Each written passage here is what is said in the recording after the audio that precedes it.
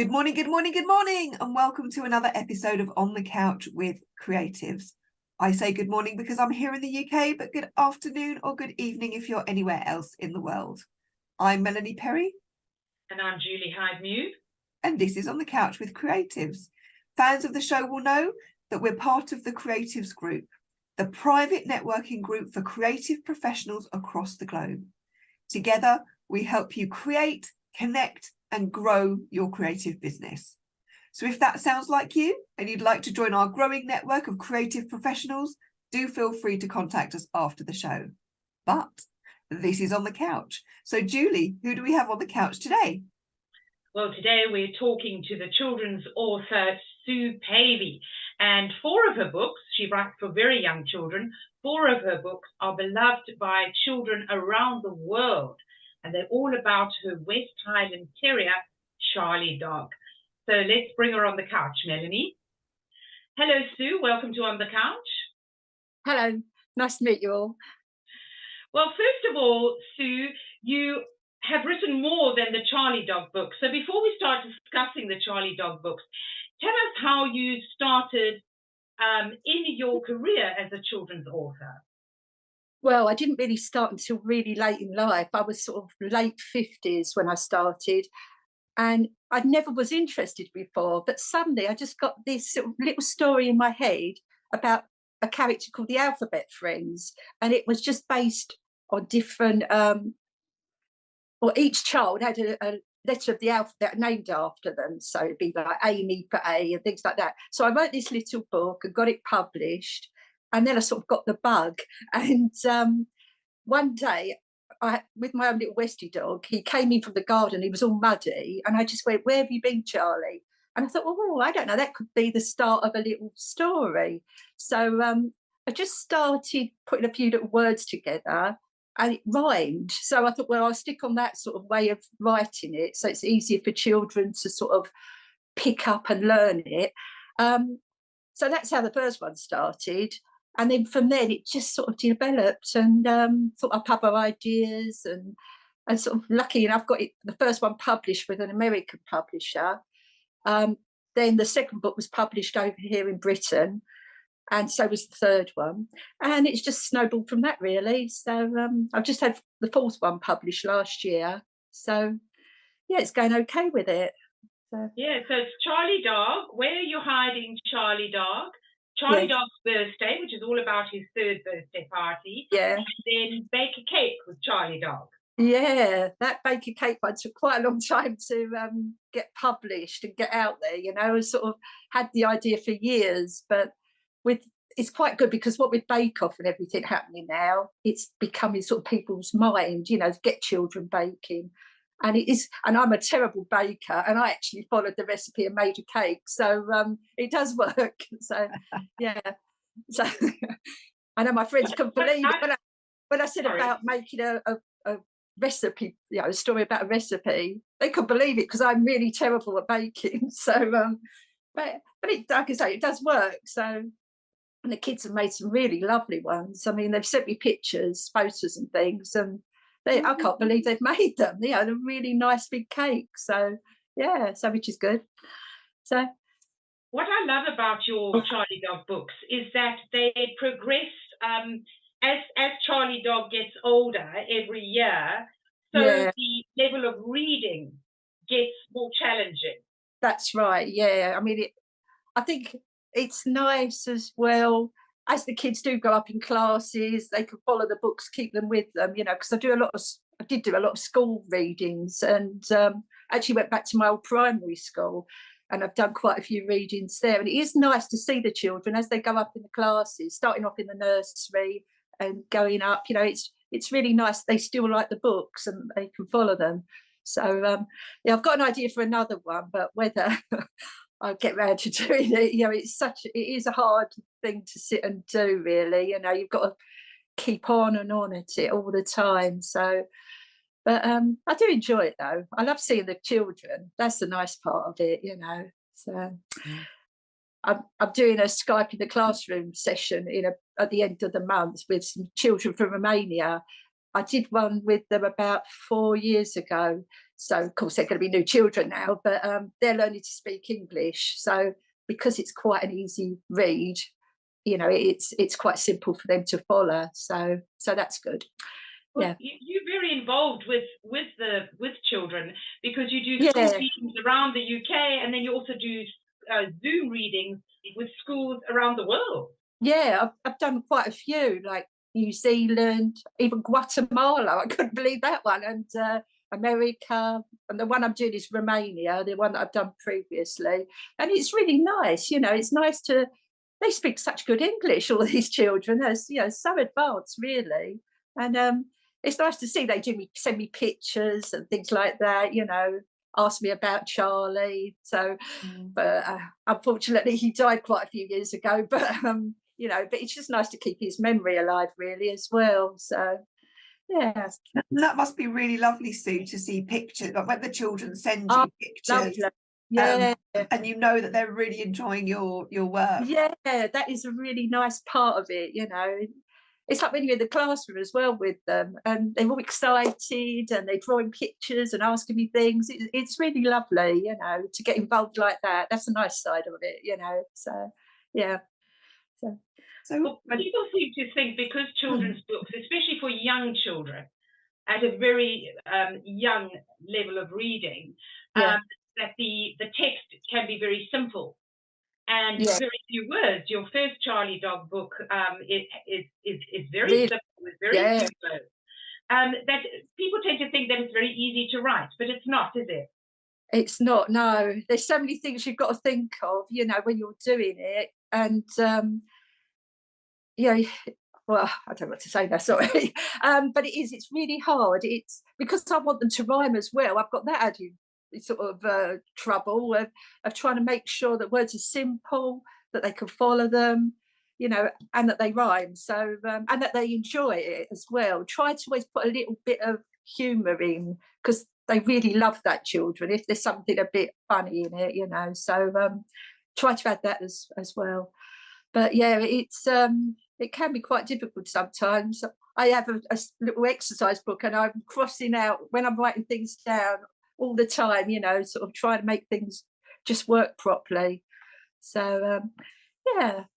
Because CharlieDog's birthday, the third one in the series, that is actually quite a complicated and long poem. It has got some hard words in that one. Yeah, I know. Sometimes when I look back, I think, oh, did I go a bit too far on that one, you know? But it's like some of the characters, the fancy dress things, you know, it's but they seem to, I think a lot of children as well, once they've read it or they read it, they remember, and that's how a lot of their reading goes, that they remember the words, you know, not really that they're reading the words so much, you know, they remember the story. And because it rhymes, that seems to help them sort of know what the word is that's going to come up, you know. So yeah, but yeah, they do like them though, so which is good. Because children are also naturally curious, aren't they? Children are also naturally curious. If they don't know a word, they'll ask, and then they will learn. Yeah. And I think because you've got the picture there as well, that sort of guides them roughly what's going to be happening. How did you find the illustrator for your books? Well, the first one, because I've changed illustrators recently, because the first one I had ELENI. I searched everywhere online and different things, you know, LinkedIn, all that sort of stuff. And it ended up, she was, I worked in Marks and Spencer's at the time. She was the daughter of a girl I worked with in Marks and Spencer's, that she'd done a cover for a children's book, like a Ladybird book. And she was at uni. So we sort of worked together. And but as years have gone by, because she's got married now and she's left uni, she's got a job, and she just didn't have the time really. So for this last one, I had to try and find another one, and that took a long time. But again, on LinkedIn, that was really a useful thing, because I found somebody, and he's been so great and so helpful. Because although I've been doing it for a few years, I'm still really new to the whole system of it, you know. But he's really good. I mean, I couldn't thank him enough, really, how he got us through, because the publishers didn't like the way he used the illustrations, didn't like the way he drew them. So then I had to cancel the contract with the publisher, and I had to sort of find another publishing company that would take it on. So that's why it took so long. It just went round and round in circles, you know, really, for a good couple of years. But is it hard to find a publisher? Because a lot of people who are trying to get published, it really struggle. Yeah, it really, really is. I've been lucky a couple of times. I mean, my illustrator, his sort of family friend had a small publishing company, so that's how we went that way. But really, if you haven't got an agent, you're just going around in circles, really. You just got to keep on and on and on, you know. It's like a vicious circle, really. You can't get an agent if you haven't had books published, and you can't get books published if you haven't got an agent. So crazy, isn't it? It's no one gives you a chance, really, you know. It's so it is quite hard, but you just have to keep on and on and on. I mean, I must have about 1 million rejection letters, you know, from different companies and things. But I think if you sort of really believe in it, you just got to keep going at it, really, you know, and just don't give up, really. That's the thing. Well, the fact that you haven't given up, that you've published 4 of the CharlieDog books, I know, and I'm thinking of a 5th one, hopefully. In my mind, is a testament to your passion and your commitment, which is honestly, because I feel like the character could be developed a lot further. You know, I'm always on LinkedIn trying to get into sort of animation side of the thing, because I really feel it could make a good cartoon for children, or like early learning things. And I know Sky have got a new children's channel, you know, but it's just getting your foot in the door. It's just really sort of having that bit of luck, really, that just someone spots it and thinks, oh, that's good, you know. But I'll keep trying, keep on and on. You never know. Yeah, that's it. You don't know. You really don't. It's just that one bit of luck is all you need, you know, really. So one door hopefully I'll find. Pardon? One door just needs to open. That's it. You just need one person, you know, and that's it. You're in then, really. And then it can develop from that, can't it? You know, so you know, but I will keep trying.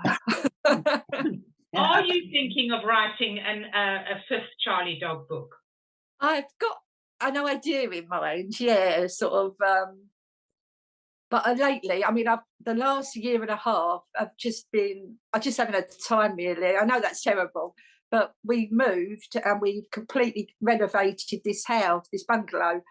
So we've been living in chaos for at least the last year, you know. I had one plug socket at one point, and that was all we had here. So now we're getting it nearly finished, you know. Hopefully I'll have time this year to sort of sit down and concentrate on getting further on with it, you know. So and it's helpful. My daughter's just started a book blog, and she's been really successful with it. So I'm hoping she's going to sort of push my book as well that way, which might help, you know. So yeah, we keep on and on. So now, what about your current dog? Have you thought about writing some books about? She's over there, Betty, she is. Yeah, she's a Romanian rescue dog. I mean, she's had a terrible life, but I did put her in one of them. I put her in CharlieDog's birthday. She got a mention in that, and she got a picture in the baker cake one. But I might do. Yeah, I mean, sort of. You could actually do something about her, I suppose. Oh, she's so lovely. She's so old now, and she's just asleep all the time, but she's lovely. So. But yeah, it's an idea. It's like with the cat. I was thinking, oh, my friend said something the other day to me about 2 little cats that she'd heard about. I thought, well, that would make a good story. You know, all the time it's terrible. Every time someone says something, write it down. You know, use that again. So, well, you know, children or people really love dogs and cats generally. Yeah, they do. They do. My husband's got a little pet shop down in Herne Bay, and I actually sell the books there as well, and they're really popular in there. But yeah, people love their pets, they really do. So yeah, I'm trying to combine that. You could write about different dogs and different cats.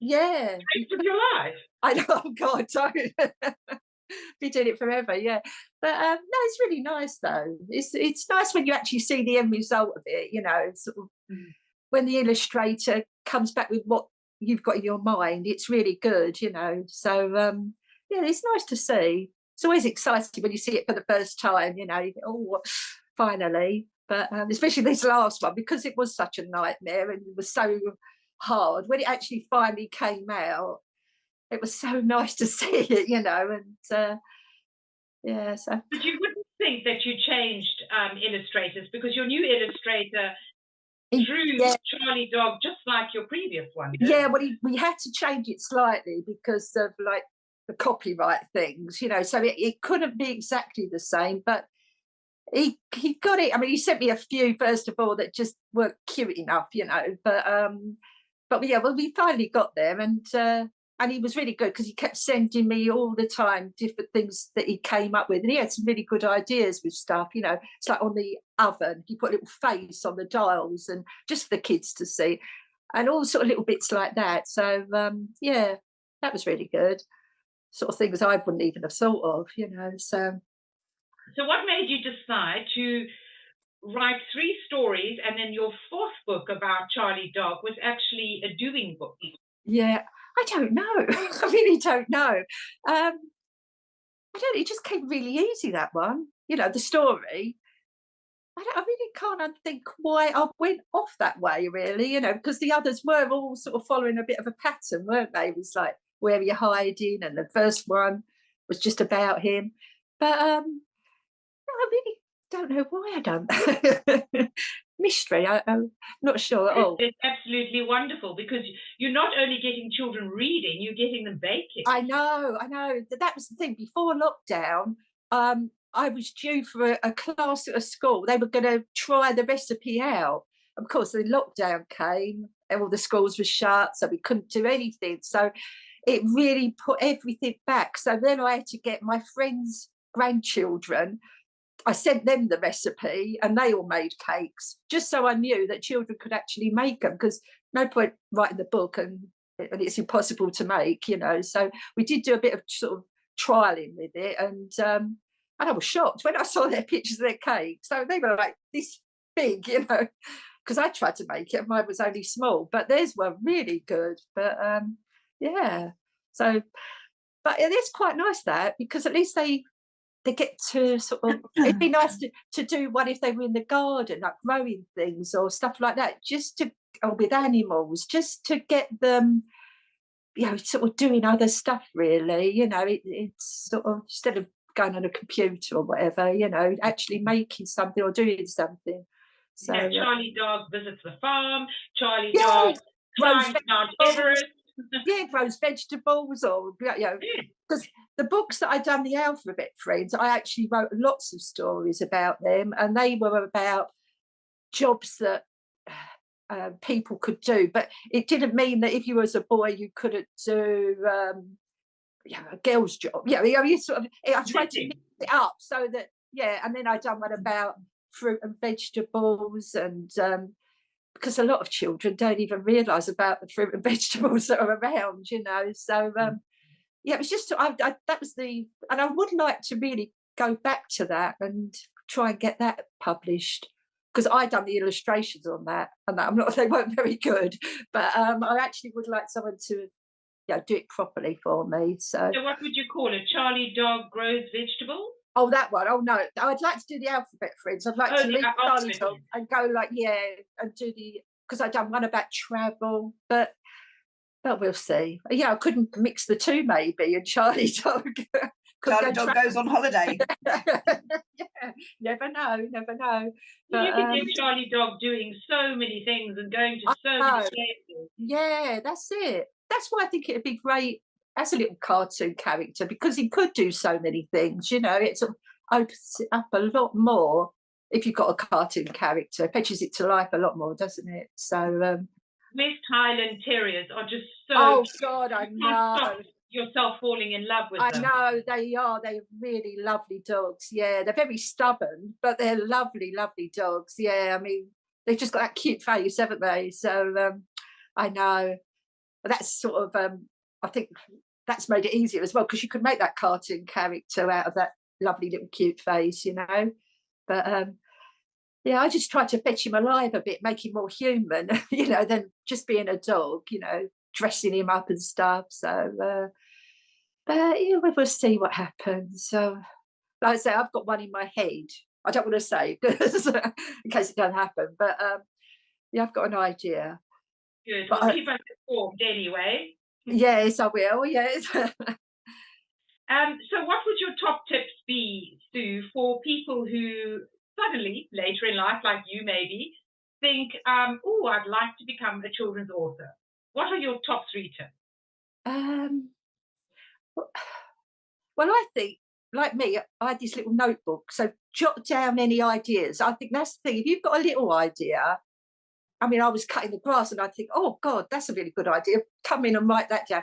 And I think if you can keep writing little notes to yourself, you can sit there and build the story up a lot more. And also the publicity side of the book, like if you haven't got an agent, that's quite hard to get it out there. So try and look at different ways. I mean, I've gone down some really weird ways. I luckily, Ronnie Wood from the Rolling Stones, his wife followed me on Instagram, and I knew she was producing a show. So I dropped off some books where she was producing the show. And then she put on Instagram her children opening up the books, and she gave me a lot of publicity that way. So, look at different ways you can do things. I wrote to Elton John and sent him some books, and he actually sent me a handwritten note back saying, thanks, I'm going to read them to the boys tonight. And, things like that. If you can sort of try and go a different direction of getting publicity, it really helps. But the last one is just don't give up. Just don't give up on it. If you think it's good, just keep on trying and trying it. It does wear you down sometimes, but just got to keep on thinking, I'm going to make it successful, and it's just, when you see the kids' faces, that's really nice as well, So, but that's about it, really. That's my 3 tips. Really, really good top tips, and especially the one about publicity, because what I find with successful people as opposed to unsuccessful people or people that plod along is they're not prepared to try things that other people aren't prepared to try. And I think you've got to ask. I've had some great interviews with people because I've asked.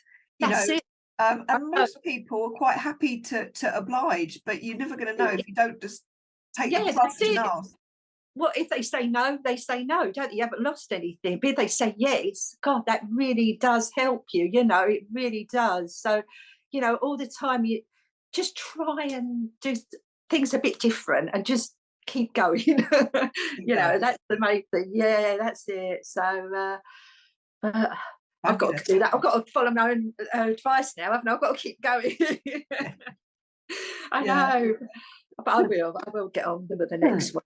So, hopefully, perhaps another year. That's the trouble. The time takes so long from start to when the book's out. It is a long slog, but it's worth it. Brilliant. Well, you must feel very proud of yourself when you say, I'm a children's. Oh, I can't say that. I just can't say it. I know it's silly, isn't it? I know my family, my 2 kids say it, but yeah, it is nice. It is nice to do that. But yeah, so I was to say. On that note, it's that time in the show where we are going to play our little values jam game. I don't know if you've seen the show before, Sue, but this is where we get my cards out, and I'm going to ask you in a moment to pick a card. And we will talk about the value on that card, so our viewers just get to know you a little bit better. It's nothing to worry about. Just say the first thing that comes into your head, but we will ask creatively about the There's no right or wrong answer. It's basically whatever pops into your imagination, because basically you're a creative person, so you will and see things differently from other people. So whatever pops into your head, no matter how rude it sounds. All right, I'll give it a try. Go on then. I'm going to run my finger along the top of the cards, so you just say stop. Yeah. And we'll pick a card. All right, let's have a look. What did you pick? Oh, Joker. You picked security. Security. So we'll ask you, Sue, what does security mean to you? What does it look, feel and sound like? Security to me is home, family, like safe. It's you know, our little world really here, you know. But that's that security to me is home. Yeah. Oh, that's nice. A warm and fuzzy feeling. Yeah, it's just nice when you're at home, I know, snuggled up, got the fire on. It's just, that's a nice, secure feeling. Yeah. Yeah. Forget all what's going on outside. Yeah. To me, that is it really. Yeah. Oh, that's lovely. I like that. I like that. My husband, I said that. Yeah, it's lovely when you feel, you know, safe and secure at home, when you can just shut the doors and shut out all the bad stuff. And I know, forget all the things that are going on, you know. Oh, all the things, you know, it's just everyday stuff that goes on. You just forget about that. Just go in, and it's just nice as well when the family are here, you know. It's lovely. So that's it. Sorry, that probably wasn't the right answer. There's no right or wrong. There's no right or wrong. It's what you feel, how you feel, and I think that's a lovely. Especially after what we've gone through after the last year. No walls, no floors, no. You know, we've gone. Now it feels lovely. I really feel like this is home now. This is where we're going to be forever. So yeah, and that's a nice, secure feeling. So yeah, beautiful. Having enough plugs. Yeah, more than one plug. Having enough plugs. Oh having a God! roof over your head. Having windows on your wall. Not having to have a microwave meal every night, because that's all we had. But yeah, it's lovely. It's really nice. Yeah, we've sort of. I think we're both really happy here now. You know, so. Well, you know what? You could call your next CharlieDog book "CharlieDog Builds a House." I'm just going to write that down. Yeah, well, we could do. Yeah, I don't know if I want. You need your windows, and you need your doors, and you need your plugs, and you need. You get the builder in, and yeah. But yeah, that was a bit of a nightmare. So I don't know if I want to go down that route. Yeah. Too soon. Too soon. I'd be trying to do in the garden. But not indoors, I don't think. Yeah. Oh dear. I don't know how we got through that year, to be honest. It's been a real upheaval, but we're out of it the other side. That's the thing, you know. So now we make the most of it. So yeah. So fantastic. Well, we wish you all the best in your new home. But thanks again for the help with everything. You know, you've been a real sort of help publicity and everything for me. So thank you so much. Well, we can't do everything, but we help where we can. Oh, if we see an opportunity, we'll shove you in there. You're a very valued member of Creative. Oh, thank you. But it's been lovely to be with you all. Yeah. So. Well, if anybody else wants to join Creative, they're more than welcome to. Yeah. Contact either Melanie or myself. Yeah. My son's he owns a production company, so maybe I'll give him a word and you should join. Absolutely. Yeah.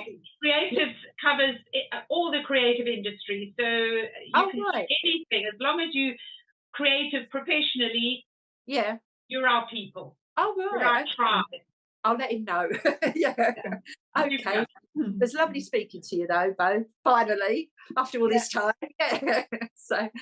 But, wonderful, Sue. Thank you so much for joining us, and I know that we'll have you back on the couch soon to talk about the further adventures of CharlieDog. No pressure then.